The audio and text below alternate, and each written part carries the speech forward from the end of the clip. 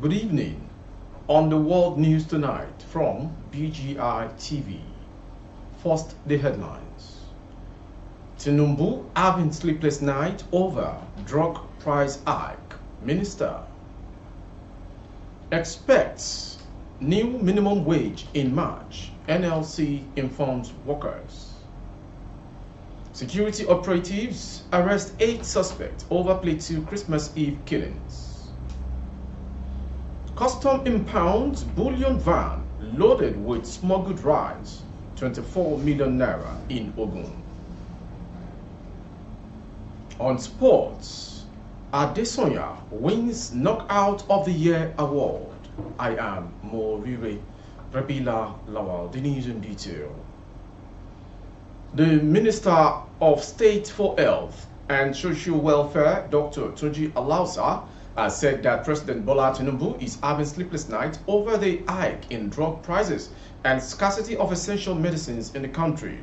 The minister noted that the high cost of drugs and the exit of some multinational pharmaceutical companies from Nigeria were key issues the president was working tirelessly to address. Recall that in August 2023, British multinational drug maker and biotechnology company GlaxoSmithKline announced its exit from Nigeria. Following its exit, the prices of the drug produced by the company reportedly skyrocketed and became scarce. Apart from the exit of GSK, information gathered that big names like Bailed Pharmaceuticals, Barewa Pharmaceuticals, Toki Linkwood, Nigeria, Evans Medical PLC, Wellcome, Phoenix, and UTC, among others, are no longer in Nigeria.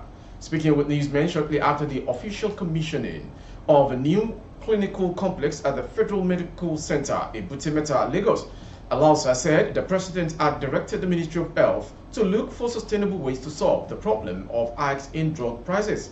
He stressed that the president was determined to build sustainable, durable, and comprehensive health care systems for Nigerians.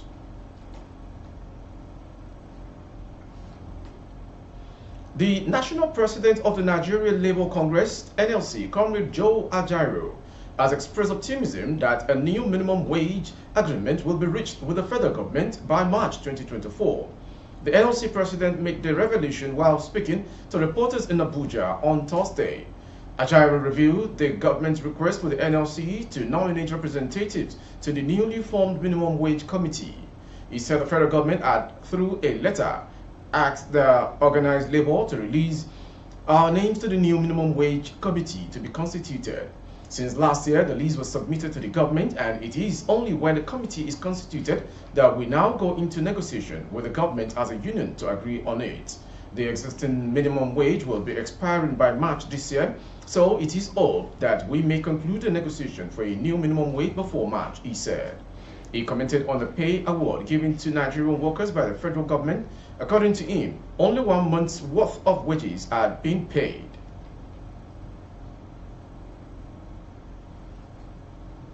Light seems to be beaming, and quickly so, on the dark incident in some communities in Bokos, Barkinladi, and Mangu local government areas of Plateau State following the Christmas Eve attacks in December 2023, as 8 suspected persons are already in police custody in connection with the onslaught that claimed the lives of about 200 persons.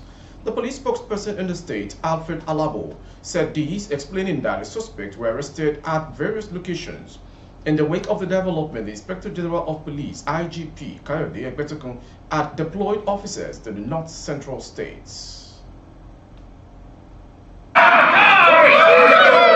The redeployment of Special Operations Squad by the police has started yielding results with the arrest of some suspects in connection to the Christmas Eve attacks in some communities of Plateau State that left over 200 persons dead, several others injured, and over 10,000 persons displaced.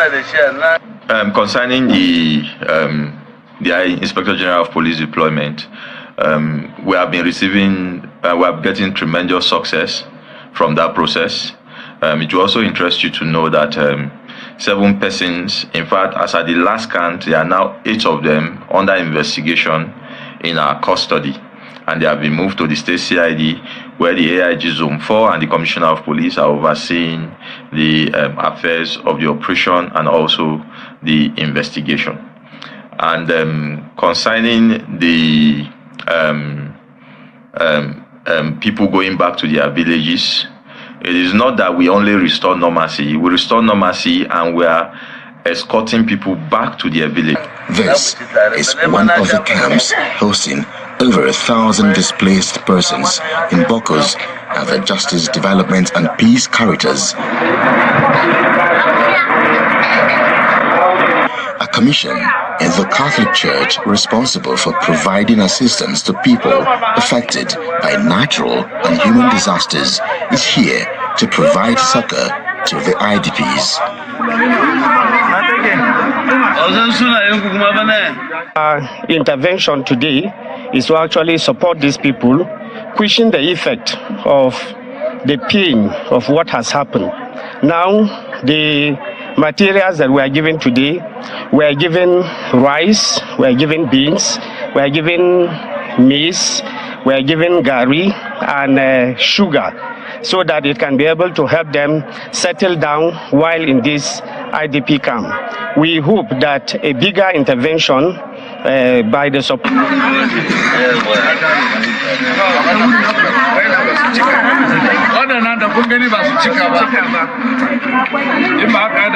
Bishop of Bangshin Diocese admonishes the displaced persons not to seek revenge but extend love to their neighbors as government continues to provide necessary intervention and security for their resettlement. We have always been telling our people, it is only God that will revenge. We don't go out to revenge, we forgive. When you forgive, it's not as if you are actually a coward. You are actually someone who knows the truth. And that is the man who has a large heart. When we forgive, God will actually listen to us. We pray that there may be peace again in our land so that people can go back to their farms. With the arrest of some suspects involved in the attacks and redeployment of security personnel to the affected areas and the 3 local government councils. The Nigeria Customs Service, NCS, Ogun Area Command 2, has impounded a bullion van loaded with 12 bags of 50 kg of smuggled foreign parboiled rice.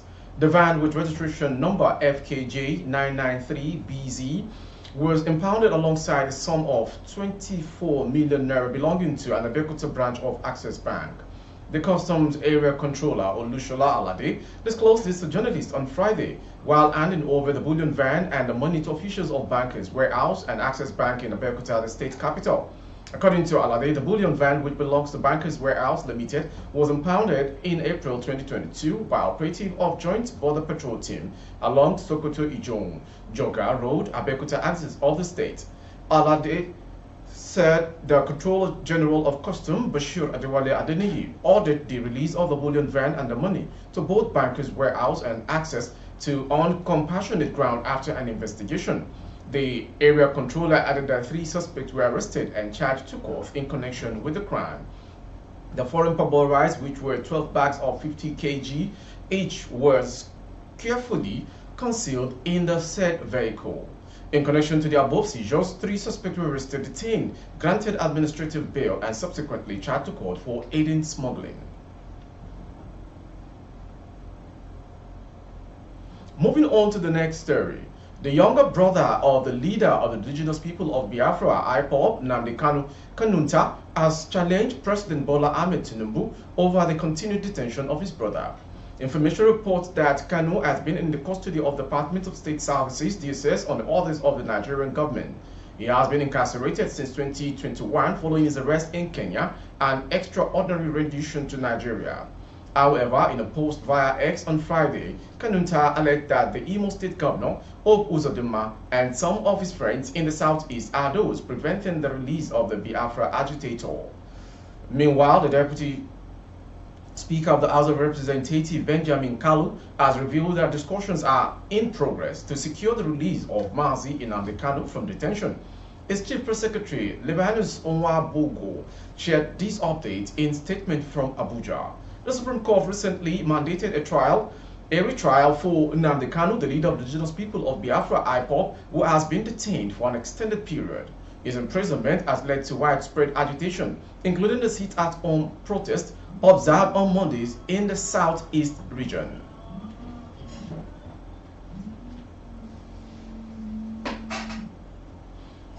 Dozens of women protesting the recent killing in Plateau State have burned down the house of the district head of Bokos town in Bokos local government area, Michael Monde Adanchi.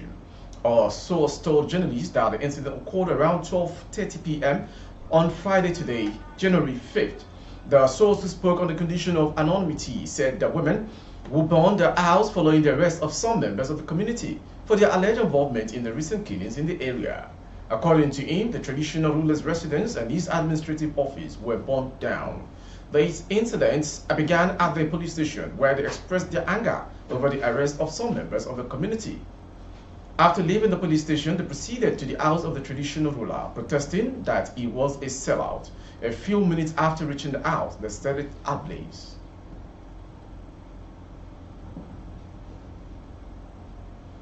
You are watching the world news from BGI Television.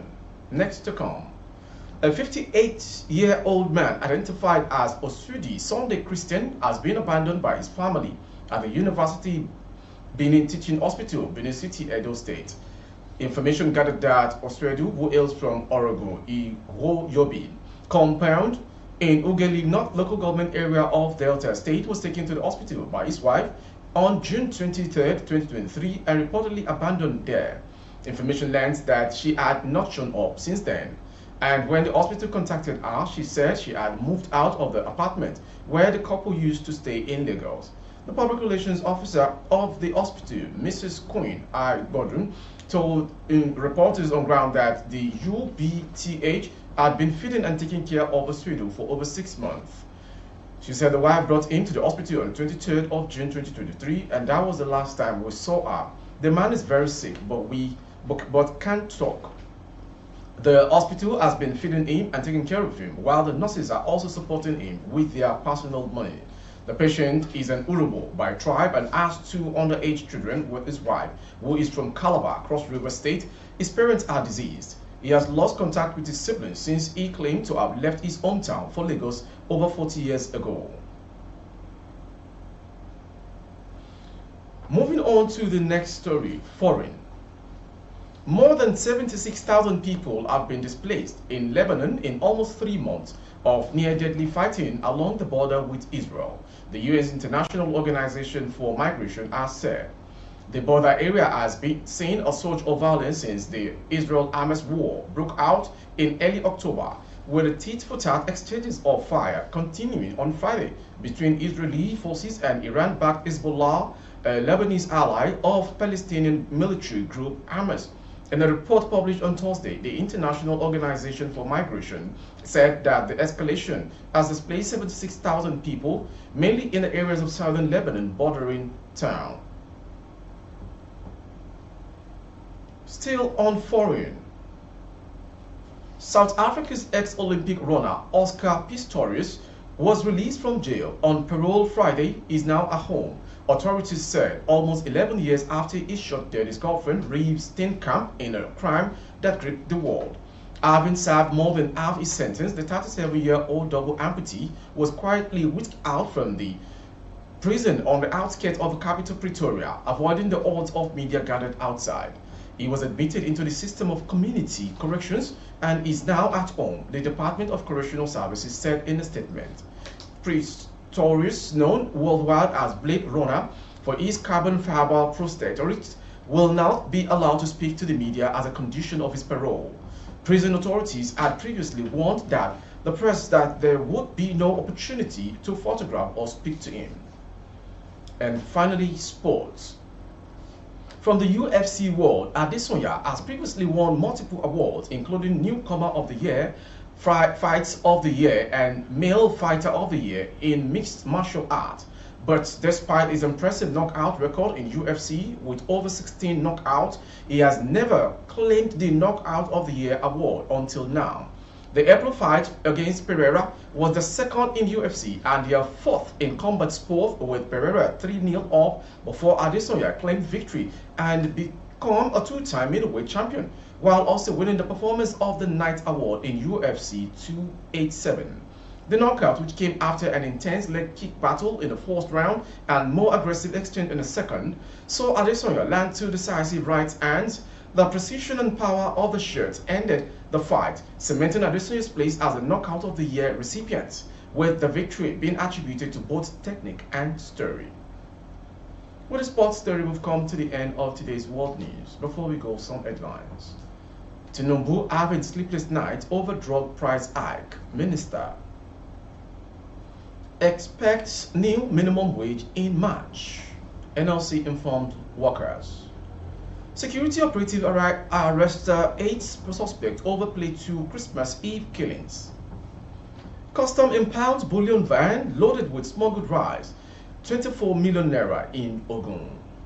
On sport, we brought to you from the UFC arena. Adesanya wins Knockout of the Year award.